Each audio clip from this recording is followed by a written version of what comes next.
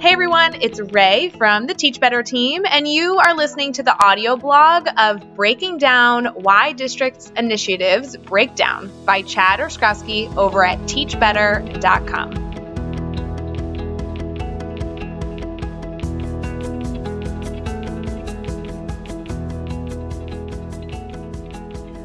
We've all been there. No matter where you are in the country or what district you lead, work, or teach in, chances are you've been through at least a few new district initiatives. Many times, these initiatives are viewed as just another thing to do, and sadly, most of them also fail. Working with schools and districts across the country, we've experienced a few common things that can doom any initiative, regardless of the good intentions and positive value. As you think about your next initiative or new instructional plan, keep these 5 mistakes in mind, as they can quickly hurt your progress and potentially derail your plan or initiative rollout. Number 1, starting at full scale, aka with 100% of your staff. If you want your district initiative to fail, you should make every teacher jump in line and fully implement it immediately. This is one of the most common and most derailment mistakes we see districts make. While going full scale from day one can quickly get things moving, it also has some inherent flaws that will make significant harm to your progress and success of your plan. When you require your entire staff to do anything, yes, anything, you will almost always have a fidelity breakdown where 25% try hard to make it work because they see that value, 50% do it simply out of compliance, and 15 to 25% actively fight against the initiative, even if they refuse to implement it or barely do any of it with fidelity. Instead, start small. Introducing an idea or concept with a smaller pilot group of teachers with voluntary buy-in can help not only improve implementation, but also allow you to have proof of concept and a relatable data and experience to reflect on as you scale up in forthcoming years. Number 2, planning long term. I know quick rollouts are really tempting, but if you aren't planning for a long-term strategy, chances are that things really aren't going to go well, especially year to year. We look at district initiatives in phases. Phase 1 is that pilot group, introducing the idea.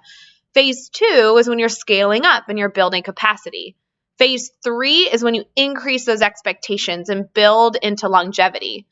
Starting slow can help iron out issues as your pilot group finds solutions. You can then scale up in capacity for your staff to implement it at a larger scale.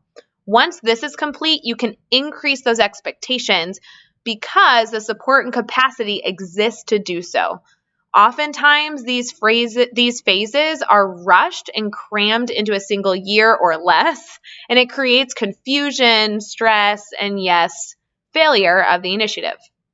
Number 3, forget to involve staff in the process. Even the best plans with the best of intentions can go astray when all stakeholders are not involved in the process. Having teachers, coaches, and support staff all involved so that all your levels are represented in discussions can greatly help how initiatives get rolled out.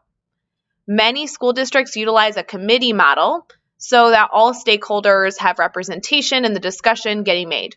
This can help avoid the feeling of a top-down decision, which can receive unwanted backlash in any organization. These stakeholders can also help spearhead some of the conversations and implementation process, creating a fluid foundation to build on. Number 4, don't consider follow-up and support. If anyone thinks that a single workshop or day of training in August or September has enough to create momentum of change, I'm sorry, but you're probably wrong.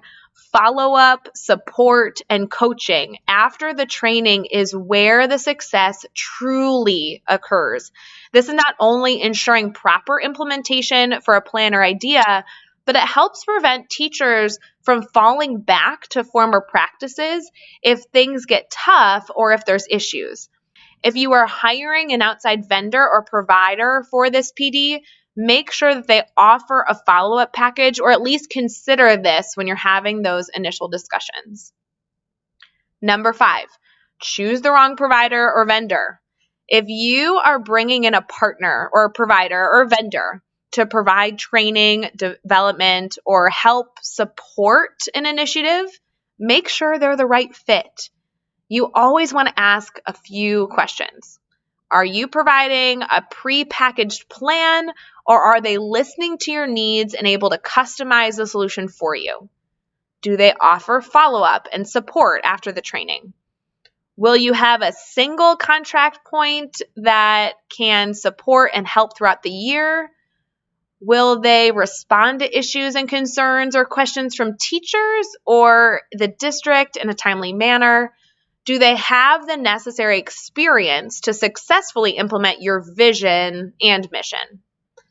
All of these questions that should be easily answered by a professional development provider who is right fit for your district. So there you have it. As you think about the new district initiative, make sure that you avoid these 5 common mistakes so you can make purposeful change and have success that your students deserve. This blog was written by Chad Ostrowski. Chad is the co-founder of the Teach Better team and the creator of the well-known Grid Method. But he was also a middle school science teacher and continues to be one at heart. He now travels across the country sharing his story, working with teachers, schools, and districts to help them reach more students. You can read a lot more blogs by Chad over at teachbetter.com. And you can also follow him over on Twitter at Chad Ostrowski.